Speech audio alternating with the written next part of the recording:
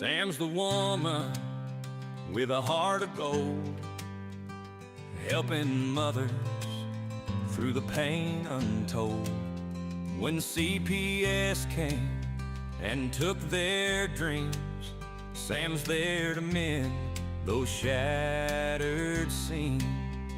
She's the light in the darkest hour, guiding moms with gentle power. Every tear, she feels it too, healing hearts, seeing them through. Leave our kids alone, you're breaking hearts. Moms need their children, don't tear them apart. Sam's out there fighting every day for a home where love will always stay.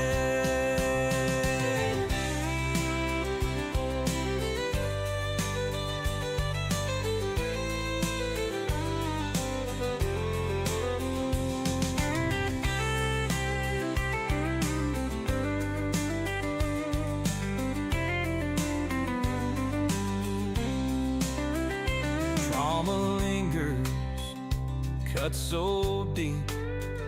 Sam's the one who helps them sleep, with a hand to hold and words to say. She brings hope to a weary day. In a small town where the whispers start, Sam's the shield for every breaking heart. Through broken dreams and endless nights, she stands tall and she shines her light. Leave our kids alone, you're breaking hearts. Moms need their children, don't tear them apart. Sam's out there fighting every day for a home where love will always stay.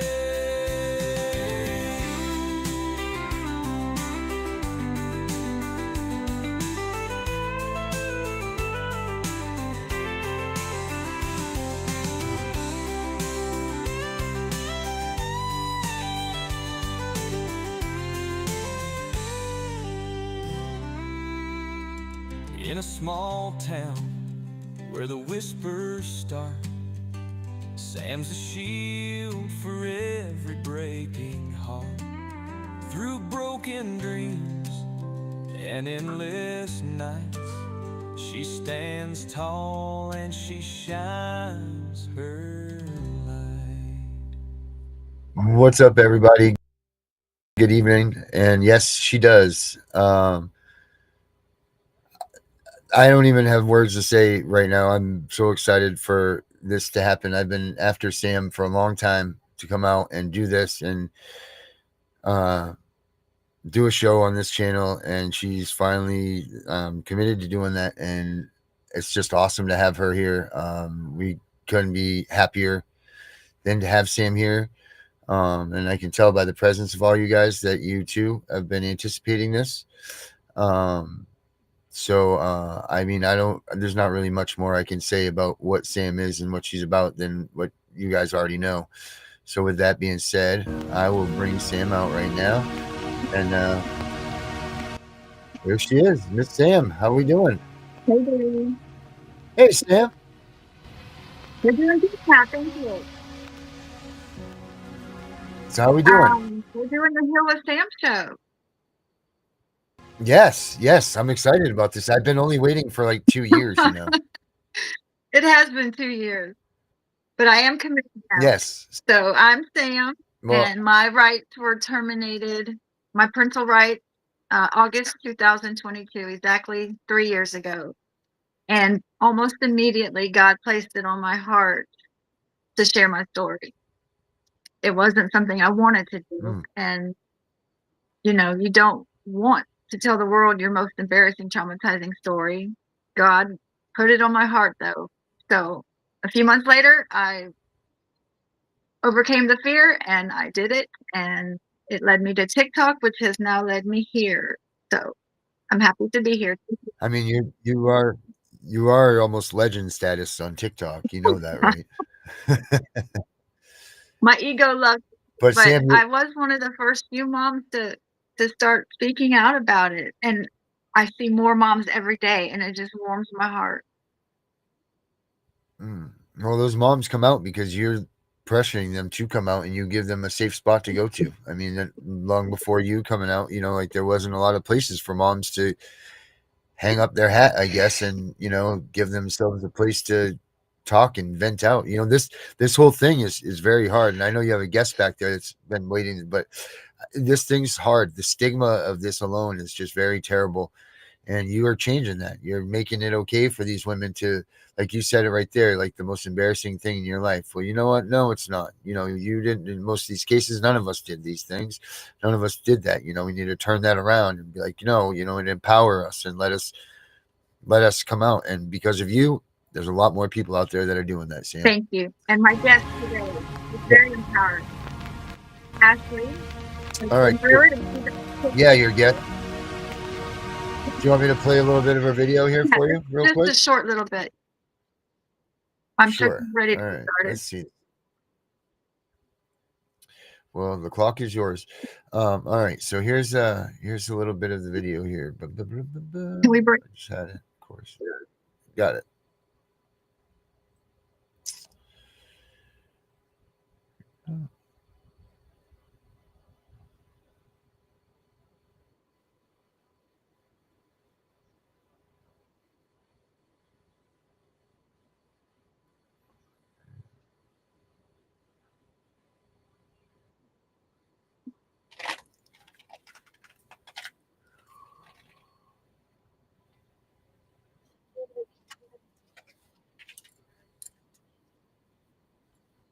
And you can bring her out whenever you're ready.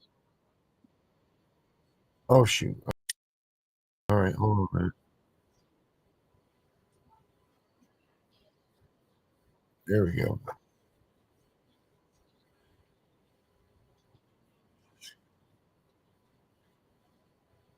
Am I crazy?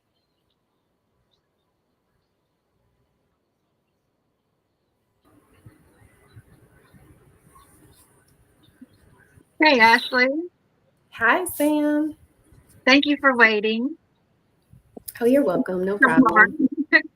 I know you probably got the kiddos. Are they asleep in bed already? Yes. Okay, good. We're going to show a Oh, little clip of your video that really touched my heart, and then we'll get started. all right. Okay, Let me sounds get. good. I'm gonna get out of here, guys. You guys have a good show. I'll be right backstage if you need me, but I'm gonna put this video on for you guys. And anything you need, you just yell, Sam. Thank you. You're welcome. Thank you.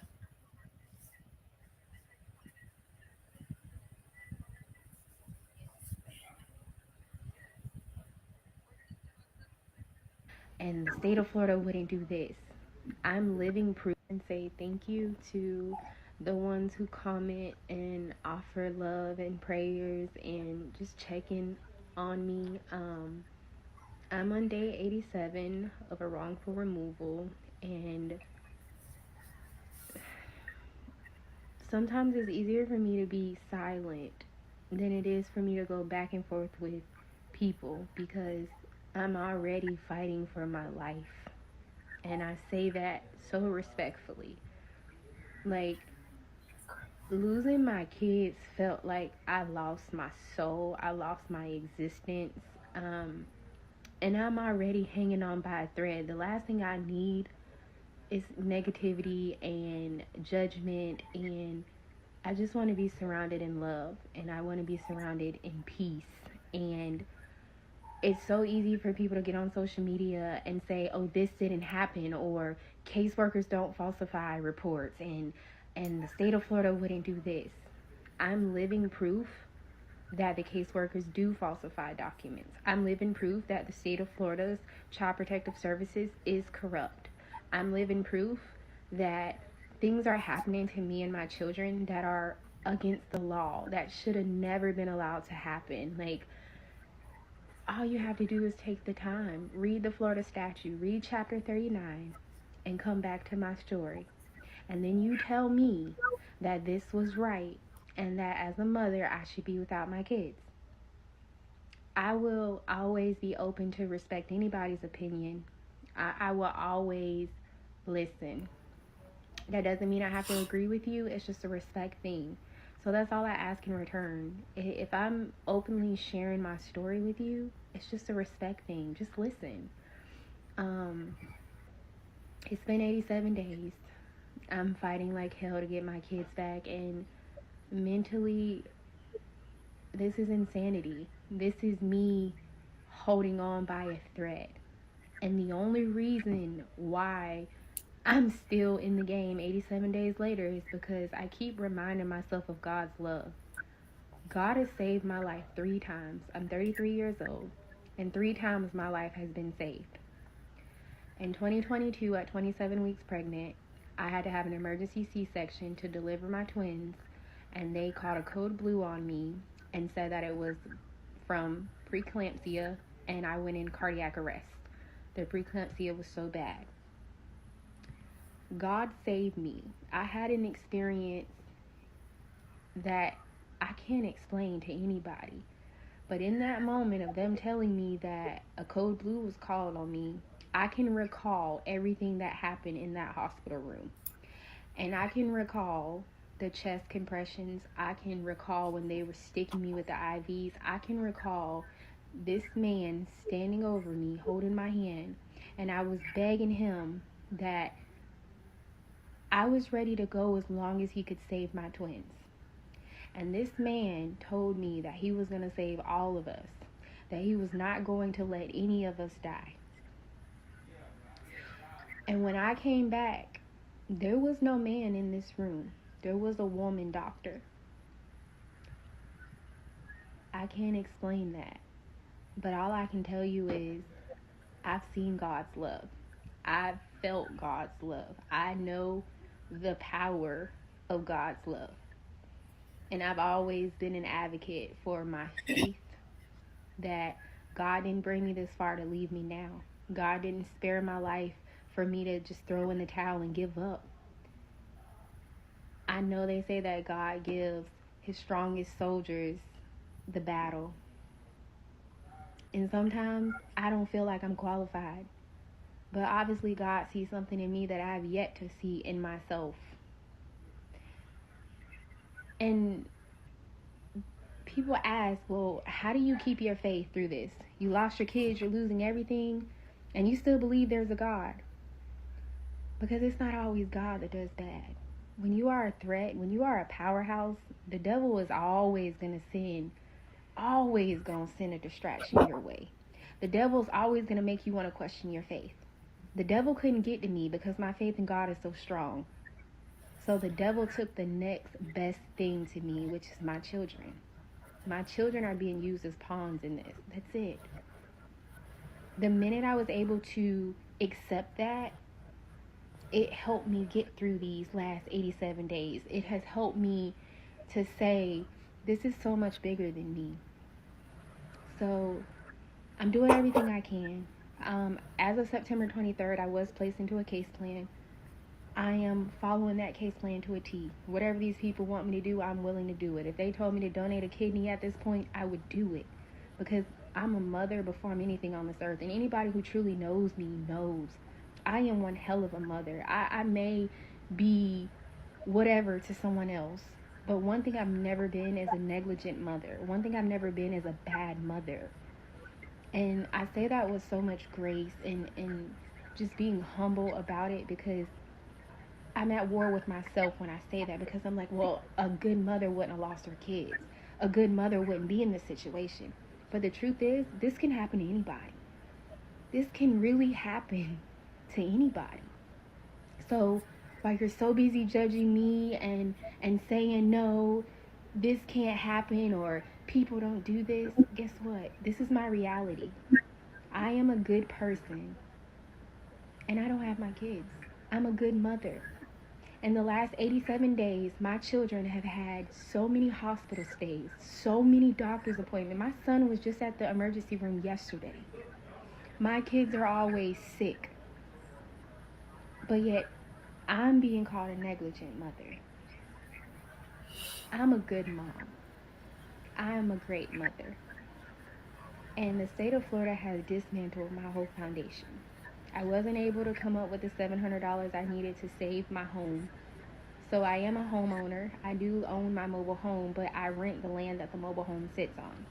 I was not able to pay for the land. So as of tomorrow, an eviction will be filed. I've never in my life had an eviction. I'm 33 years old. I've never faced an eviction. I'm going through things I've never had to experience, and it's all because the state of Florida stepped into my life on a false allegation. Not because I deserved it, not because I'm a bad person, not because I did anything. Because other people's actions in my life got me to where I am right now. I'm being penalized for something that I didn't do.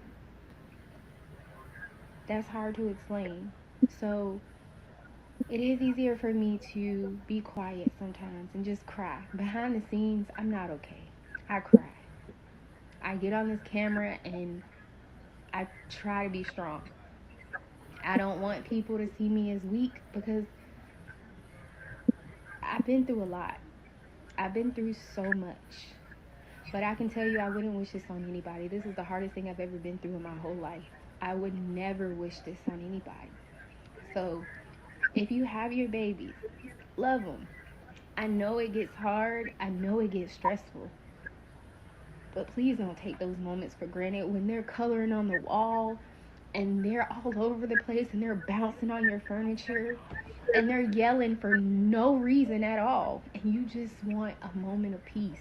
Don't take it for granted. You are going to miss every moment of that. I would do anything. I'm sitting in my kids' room right now and I would do anything. Just to know that they were safe with me, just to be able to see them run around. Like, I'm so jealous of people that have their kids. I seen a lady on the bus today that got on the bus and she had 5 babies with her, and I just wanted to scoop them up and hug them. It's so hard for me to be around other people's kids because I don't have mine. So please don't take it for granted. Go kiss your babies and tell them that you love them because at any point in time you can be in my shoes. So I know it's easy to judge. I know it's easy to judge. But not all people that have DCF and CPS cases are bad people. Some of us are just put in bad situations. We're not all bad people. We're not all abusers. We don't neglect our kids. So, this is my story. Day 87, and I'm fighting for my kids. Hopefully came across my FYP on TikTok last fall, and I connected with her. She was a mom with a CPS story. She's from the same state as I am. But it was October 2024 that she made this video, and it impacted me. I was telling her last night, I can't remember what I had for dinner last night, but I remember this video. I remember her words and her genuineness and her pain in this video and her strength. And I knew right where to go when I decided to have her as a first guest. And so here she is. Thank you for being here. I am honored to be here. I didn't know you was gonna try to give me an ugly cry live, but I am honored to be a part of your show. Thank you. I appreciate you. I noticed in the video we just watched, the first thing you said was gratitude and for the people who have checked on you. And that makes me want to share that a support system during this time is so important. When I was going through my case, I was all alone, all alone. It was me against the world, it felt like. And it doesn't have to be that way. Right. Did you have a support? It sounds like you had a support system. I had a support system, and they were amazing. And I even met people along the way, you being one of those people. it gave me an outlet of coming in afraid, coming in not knowing what I was up against, and meeting other people and seeing that it was going to be okay. I had to remind myself of that, and I'm thankful. Like now, looking back now, I don't feel like I thought I would ever hear myself say I'm thankful, but I am, because I know the odds that I was up against, and I know the odds that many families are up against. And my story is not everybody's story, and I wish it could be that way. I wish we all could have the type of outcome that I was given, but seeing this system, it's not set up that way. It's not set up to win. I'm learning more and more every day how true that is. Yes. Right. The truth is coming to light. Right. It definitely is. And my faith, and which we'll get to in a few minutes, has been the biggest part of me getting through this. And God just gives me this comfort that it's all going to make sense one day. So I loved hearing you say that just now, that you never thought to say that, but that's how I feel with making sense of all the trauma. You mentioned positivity and peace.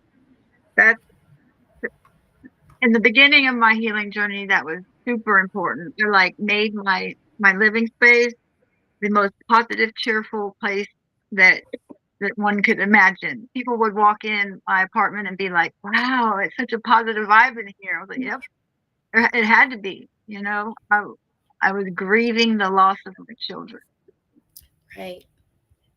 I knew that I had to get through this for them, and so we for the show, I think we've said it. You did reunify recently. You were referring to it. You had a happy ending. Yes. Yes. How is that going?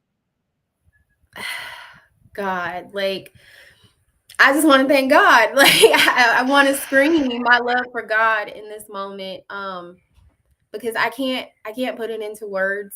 I actually reunified on February 14th, Valentine's Day. So Valentine's Day for me was like the best day ever. It was validation. It was me, proving that I was the mother before I was anything else in this world. And that's always been, anybody who talks to me and knows me will tell you, I stand by that. I say I'm a mom before I'm anything else. I may be a bad daughter or a bad wife or a bad sister. I never felt like I was a bad mother. And maybe that's just me, like the big headedness in me. I always felt like I was a good mom. And reunification is now like trying to put together pieces of a puzzle. It's trying to create consistency again for my children. It's creating that safe zone for them. My kids were traumatized, and I beat myself up for it every day. That's the guilt that I'm going to carry for the rest of my life, even though I feel like it wasn't my fault. As a mother, I deal with that guilt. I carry that, and it's hard to accept it that my babies. My son, his name's Caden. He's currently 3. He'll be 4 next month on the 16th, and I have 3-year-old twins, Charisma and Cream. So we have 3-3-year-olds in my home. I had my twins 27 weeks before, so if anybody's trying to do the math, that's the math. But even when they came home, they were so afraid. Mommy is so and so coming to take me. They were scared. I couldn't leave their side. Their dad couldn't leave their side. It was that constant fear. So everyone harps on, yay, you're reunified with your kids, but behind the scenes, it's like, no, it's not happy, because now my family's traumatized. Like, for the rest of my life, I'm gonna be looking over my shoulder, or if someone knocks on my door, I'm afraid. And I don't think people acknowledge the fact that all it takes is one false report. Like, I literally was explaining that today, that you can go online on the abuse hotline and file a report, and they'll show up at your door, and you would never even know that was all it took, is one simple form filled out with a lie, and it really can ruin your life. And I think that's why it was so important for me to start speaking up, because I wanted to shed light on that they feel like everyone with a CPS case is a negligent parent, and it's not. There are good people that are stuck in this system, and I hate it so much because it took me $17,000 in debt now that I never had to fight for my kids, and I'm literally screaming. I'm like, it's a motive behind it. You get good parents and they know that you'll fight. They know you're gonna put up a fight. They get more funding for you putting up that fight because you're gonna complete every service they throw at you. You're gonna make sure your kids complete them services. And if I was a bad mom, I wouldn't do any of that. I wouldn't have paid the money for an attorney. I wouldn't have showed up for the case plan. I wouldn't have cared about reunification. So it wouldn't have been any gain for them taking my children. I have 2 twins that are on SSI. They get more money for children with medical needs. So the money is the motive. If anybody asks me, I tell them all the time, I'm like, the money is the motive. Money talks to them. I didn't bring my kids in this world to have a price tag on their head. I didn't. I would have never had kids if I knew that's the way the world was. So it sucks. It sucks to know that this is a type of system. This system is supposed to protect our children, and it doesn't. It doesn't protect our children. My kids, you heard in my video, they went through a lot of abuse. They went through a lot of neglect. A lot of things were swept under the rug. And I'm just now starting to speak up about it. Even my 3-year-old little girl, there were things done that I know as a mom, and she's only 3, and they try to brush it under the rug. I live with that guilt every day. These are the type of people they're placing our children with, and it's hard. It's really hard when you know you're a good parent and your kids would have been safe with you, but they say they're not. They painted me as a monster. I've literally brainwashed in my head every day, you're a violent, impulsive person, in parentheses. And I had to remind myself that that's the picture the state painted of me, someone who never had a criminal record, somebody who was smart as all get out, still smart, never used drugs and alcohol. They labeled me as a drug user, said that I've had substance abuse issues, codependency since a teenager. And I'm 34 years old. And I'm like, why are we discussing my teens? Even if that was true, I'm grown. But it wasn't true. And my husband, they used the man that had the same name as him, different date of birth. They used his criminal record in my case, labeled this man as my husband. I don't know this man. But I'm like, do you know how that looked in front of a judge for a man that has a felony criminal record of selling fentanyl in front of a school, selling marijuana? And this is the man you're labeling as my husband in my case. You're saying that's my children's father. Say sorry or anything, or take accountability for that. That's awful. No accountability. Didn't care. Swept it under the rug. I'm glad you're speaking out. I wanted to ask you, when you reunified, do they finally change? Do they finally become a positive, supportive source in your life? Did they help you with that? You get harassed. So you get harassed. That's the word I'm going to use. So to give you a prime example of what I mean by that, my daughter Charisma was diagnosed last year with asthma while she was in the care of the state because they were so negligent with her and wasn't getting her proper medical care like she needed. So her breathing just started getting worse and worse. She was diagnosed with asthma. So recently on Saturday, my daughter was hospitalized. She ended up getting a cold, and the cold just was attacking her respiratory, which led her into a full-blown asthma attack. So, of course, as any parent, we take her to the hospital. They admit her. She's in the hospital from Saturday until Monday. So when Monday comes, the hospital says, hey, we're going to call you tomorrow just to follow up, make sure she's okay. It's our transition of care. Okay, great. The hospital did. They called the very next day. On top of them calling, the agency who was over my case, they called. And they said, we want to prevent her from going to the hospital. you can't prevent my daughter from going to the hospital when she has asthma. It's not one of those things you can prevent. And it's not your business that my daughter went to the hospital, because I didn't sign a release of information for you to know that my daughter went to the hospital. So I stood on that. I stood my ground, and I refused to answer any questions. And that was my right as a mother. I did not have to answer them. I made sure that they reiterated multiple times they knew my case was closed. So if you know my case is closed, why are you calling me?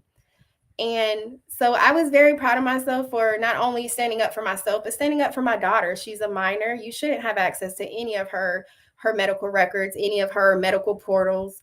I was very upset about it, but I handled it with grace, because now I'm not the same mom I was last year. I know how to handle situations now. I know how to approach things. And for that, I'm grateful that I've grown. It sucks that I had to grow this way, but I'm so thankful for the knowledge that I have now, because like I said, when you are in this system, you're prepared. You know how to handle things. And if I would have knew what I knew now last year, I'm pretty sure my story would have been a lot different. If I would have knew my rights, if I would have knew what I could do and what I couldn't do. But I was like anybody else. I didn't know. Same for me. And in the very beginning, very close to the beginning of my open case, I could sense that these caseworkers and the investigator were not right, and that they were corrupt. But I relied on my lawyer. So I still didn't. That didn't cue me to learn my rights. I totally 100% depended on my lawyer. I thought they had a moral and ethical duty to defend me, and they don't. So Right. I definitely wish I would have learned my rights. And that was one of the questions I wanted to ask you. You mentioned the state statutes, the chapter on dependency. I think that's super important for any parent, whatever state they're in, to Google their state statutes, whichever chapter dependency is, and read the whole thing, the whole chapter. Do you Right. agree? Yes, I do. Again, just a quick Google search. And I say that so much now, and people get offended when I'm like, Google's your best friend. Yeah. And I mean that in the most respectful way, because that's where you're going to get your information. That's where you're going to get your state laws. That's where you're going to get your statistics. Like anything you need is going to be right there at the forefront for you. And that's how you win. You start educating yourself on the laws and your rights, and that's really how you win. And I wish more people would just study it and understand, because they're going to tell you, no, that's not right. They're going to tell you, we're not doing anything wrong. But when you have that law written in front of you and it's in black and white, they can't change those laws. We're protected by those laws.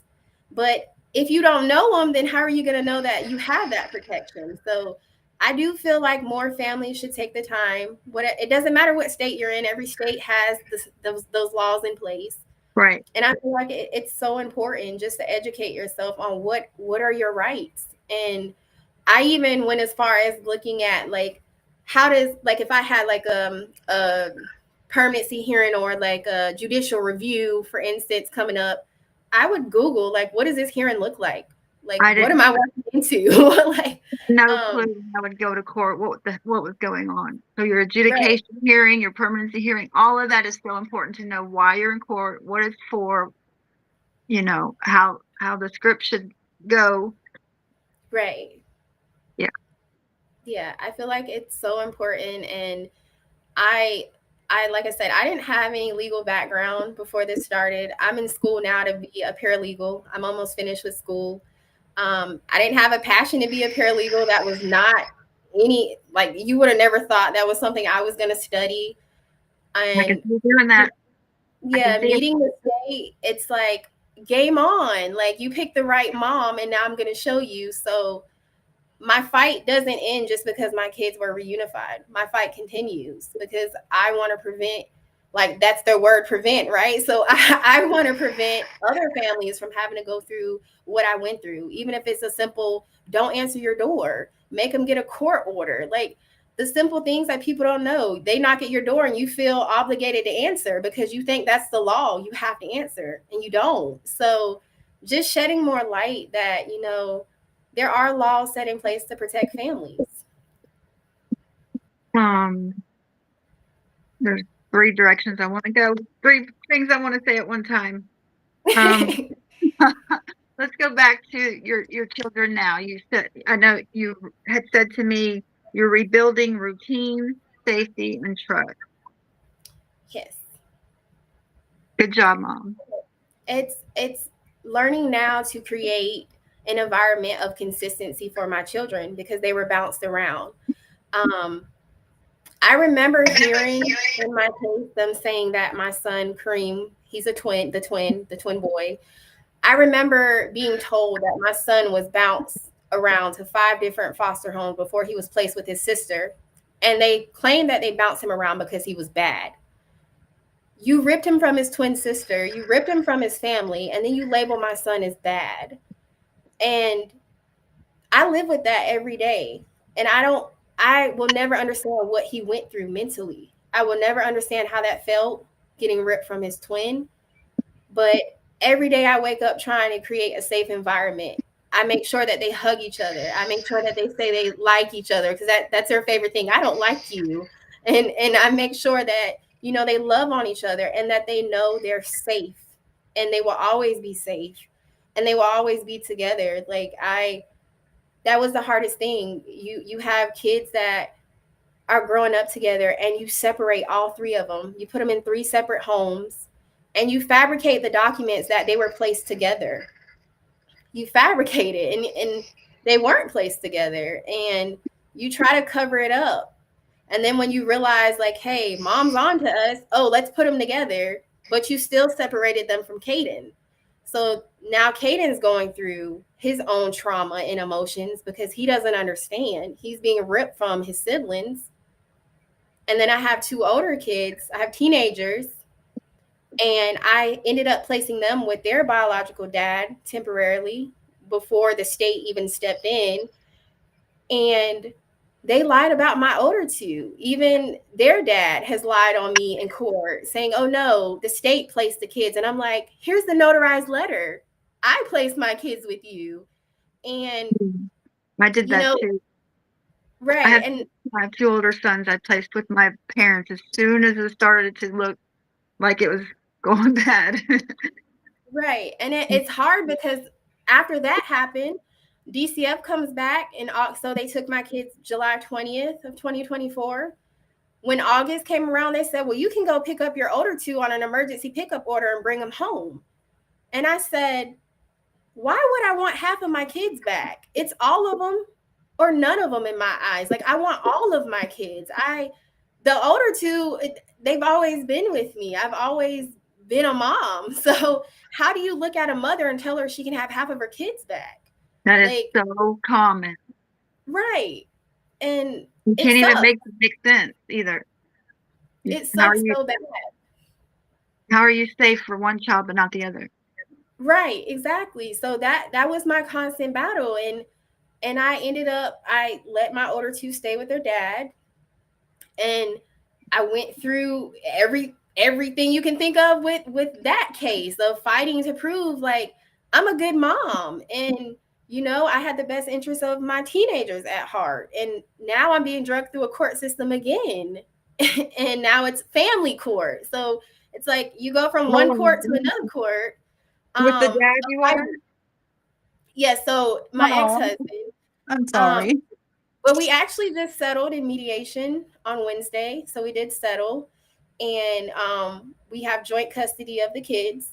And my kids live 45 minutes away from me. So they're in school. My oldest son is in high school. He made the basketball team. So as a mom, I'm happy. Like I've always been the type of person where I've told people, I want to see you happy, even if your happiness doesn't include me. That's how my heart is. And I want my kids to just know they have a mom. You don't have to live with me, but my door is open. I'm here and I'm ready to show up. I told my kids, you can call me anytime you want to. Mom's on the way. No questions asked. I love my kids, all of them. And it doesn't change the fact that I'm a mom. So I'm learning to heal, but it does hurt. It honestly hurts because before this, I had all my kids, and I felt like I had a real purpose. And now I question my worth every day. I try to, find reasons to smile and be happy, but on the inside, I'm still traumatized. I've been diagnosed with PTSD, anxiety, depression. Like, I have nightmares. I didn't have any of this stuff prior to this case. And now I'm like trying to figure out, like, who am I? Who am I now? And it doesn't get easier. So it is great for reunification, but it's still hard. Like, the nightmare doesn't go away. It's like, okay, case closed, but the trauma's still there. The trauma lingers. The destruction of CPS. Right. Yeah. That's what it is. There's no good that they bring. Right. I just remembered the comments. I'm new at this, y'all. I'm sorry. There's people in the comments that I'm so grateful are here. I know I saw Chris and Miss Debbie. Hi. John's here. Hello. Let me scroll through these real quick, and then I wanted to get to our last and most important topic: how God got us through.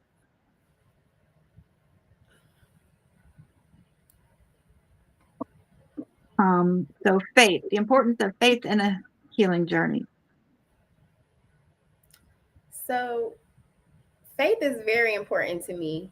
I know you personally watch all my videos, and I throw God in there some way, shape, or form. I'm very strong in my faith, and I'm grounded in it. And, I don't ever try to push my faith on anyone. I'm not going to tell you to believe in God just because I said so, but I'm living proof of God's love. And I believe that wholeheartedly. 3 times God has saved my life. And I remember feeling God's love in those moments. And most recently, I shared the journey of, going at 27 weeks, going into labor with my twins. And they called a code blue on me, and I thought I was going to die in that moment. And I felt God's presence in that moment. So I knew when this situation happened that God did not want me to give up. I knew that God was going to be with me every step of the way to give me strength. And I knew that eventually I would be able to breathe again. I just had to trust God. I had to trust that it wasn't going to be on my timing, that God was going to work everything out. And, they say the storm lasted longer than I thought. That's how I feel. It lasted way longer than I expected it to. But I was able to handle it. And by being able to stay grounded and anchored in that storm with God, it brought my children home. And it's proof of God's promise. So, I can't speak for everybody on, what your faith is or how you pray or what you say to God. All I can tell you is God knows you before you even open your mouth. God already knows what you're thinking. And when you feel alone in this, when you feel like nobody's listening, God is listening. There was so many days I sat in the same room I'm in right now, and I cried. I screamed. I questioned God. And that's one of the things your faith teaches you. You shouldn't question God. But I did. And guess what? God still loved me at the end of the day. God still blessed me, even though I questioned him. I thought about being mad at him. I thought about it. Right. And you mentioned it, and people said it to me too. Well, aren't you mad at God for taking your kids? And I never was. I never was. Right. And it's weird because at the end of, like, when my case was at the end, I literally, like, 2 weeks before we found out that my kids were going to come home, like before they did the MDT staffing hearing, I kept having these dreams. And in these dreams, God kept telling me, your kids are coming home in February, be still. And I never understood, but I kept hearing it over and over, be still, because I was filled with rage. Like, I was mad. I wanted to knock stuff over. I was upset. Like, I didn't want to go to church anymore. I didn't want to believe in the word anymore, but I kept hearing that faint whisper of be still. So did I. So And did I. it was so weird because when we went to the MDT staffing at the end of January, they say your kids are coming home in February. And I was like, get out of here, God. Like, like I said, I can't speak for everybody. I can only share my story in hopes that people hear my story and they say, you know what, there is a God. And whatever she believes in, I want to believe in it too. Right. I hope that's what people get out of it. But He does show up and show out, you know. He Right. does take his toughest soldiers through the hardest battles. And Right. when you're at your bottom and, you know, desperate and devastated, he will lift you up. He really will. Right. And So. even in that video, you heard me talk about I was going to lose my home and I didn't know what I was going to do. God showed up. Like, this is the home that I was going to lose behind me. I'm in it. Like, my bills, right? My bills got paid for September in advance. They're already paid. I already paid them. Like, I got my dream job. Like, I wanted to be off the phone and I finally found a non-phone job. Like, I'm living proof of God's love. I just need people to listen like there is a God. And so definitely I just want to tell people, like, hold on, like this storm doesn't last forever. And I even tell you that, and I know you've been fighting for years now. And I keep telling you, I know it doesn't make sense. I know it doesn't. And it's easier said than done. It's easier for me to just be like, oh, it's gonna happen. I don't know when, but I'm telling you, it's going to happen. And you can't give up, because the moment you give up, that's your breakthrough. So keep pushing. And to anybody listening who's in this, please don't give up. Please do not let these people win. Don't let them break you. Don't let them tell you who you are. You know who you are. You're powerful, and that's why they're attacking, because you have something in you. God has stowed something in you, and the enemy doesn't like it. It's confusing the enemy. So you have to keep going. So Sam, I pray you continue sharing your videos, giving a platform for moms like me. Again, I didn't have experience with this. This is the first time I've ever went live talking about my story. So thank you for that opportunity. You're welcome. Grateful. I'm just grateful that I've met people like you along the way that reassure me I have a voice and it's okay to use it. And even if nobody's listening, I could be the only person in the room and I'm still going to tell my truth. I hope many other families will follow suit. I hope that we can really dismantle the system. I really do. I do too. That's why I'm on board with Darren here. He's going to do it. I know he is. But thank you so much for being here. I adore you. Thank you. I agree to anyone listening who's going through this. Don't give up. CPS will brainwash you and attack you and kick you when you're down. And you just have to remember you are what's best for your child. You really are. And your kids love you and they need you. So don't ever listen to CPS and the caseworkers. And hopefully that will all change soon. I like the word dismantled. Okay, so we're going to end the show. I guess we'll end it with our last 10 seconds of which we just kind of did that, but just for our closing, in 10 seconds, tell a parent going through this something that would be beneficial. So it's hard, but nothing worth having comes easy. Reunification is beautiful. I can reassure you it is beautiful. Healing takes time and your fears will still linger, but faith will keep you moving forward. Please don't give up. Please. If you can't do it for you, please do it for your children. You are the best interest of your children. Please keep fighting. And my last 10 seconds, self-care sounds so selfish, but it's not. You have to take care of you for your children. And so I wish so much love and peace and victory to every parent out there. And so thank you, Ashley. I got my first show over with. Now we can see where this goes. You did it! I'm proud of you. Thank you. Thank you. All right. Good night, everybody. Good night.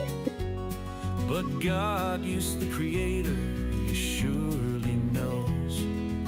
So please explain the journey, let's go. You must have faith, that's all. God will not let you fall. For in the end there's a lesson. So keep the faith, keep on pressing. I think about you 100 times a day. It's no way to keep the pain away. I'm so scared of forgetting your smile. So I look at pictures of my child. It breaks my heart we lost her so young. We missed all the tender times, can't be redone. Please God, stop the pain, this is no fun. I know that God has the plan. I don't understand who I am. I do know I have the faith to pray to God from any place. Please God, make this pain end. It's a nightmare that should have never been. My faith in you is guiding my way. Excuse me, God, I have to say, give me back my baby, I'm not playing around. She's a piece of my life. I'll do anything for you now.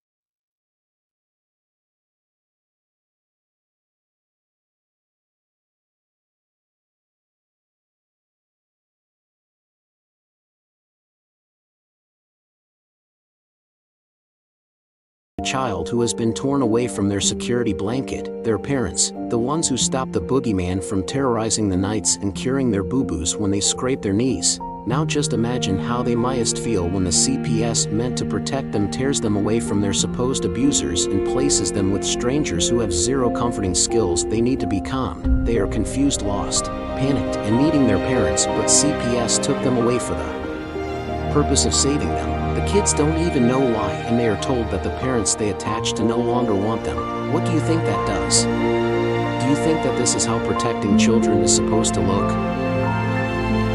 Abolish CPS.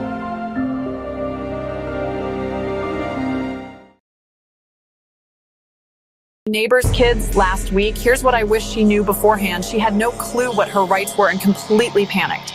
That's exactly what you can't do. The difference between keeping your kids and losing them comes down to being prepared. There's this book, Stay Calm, CPS is Coming, that breaks down everything you need to know. Education isn't just power, it's protection. Grab it on Amazon or check cpsbreakingnews.com. Don't wait until it's your door they're knocking on.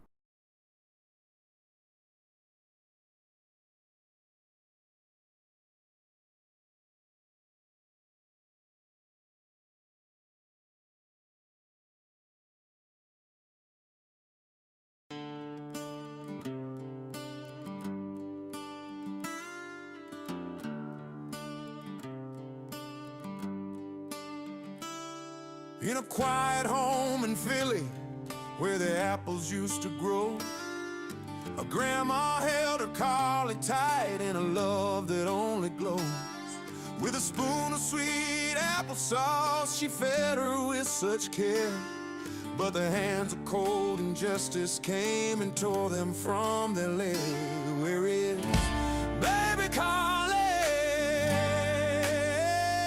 Where is baby Carly? Where is baby Carly? What did they do to you today? What did they do when they took you away on that cruel October day, October 7th, 2022? That was the last time I saw you.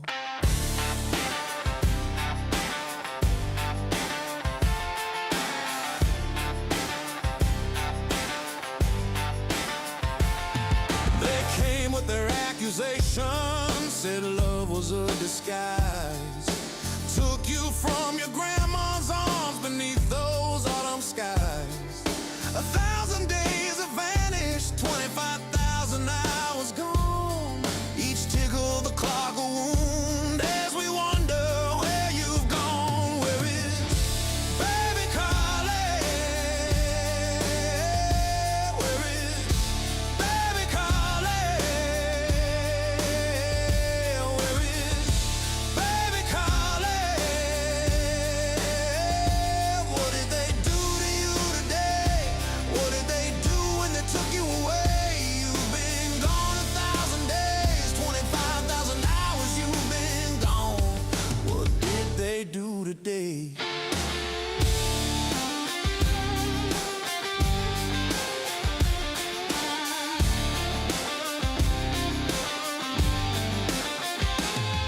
They threw you down the stairs, they burned your beautiful hair, infested with their cruelty, no kindness anywhere.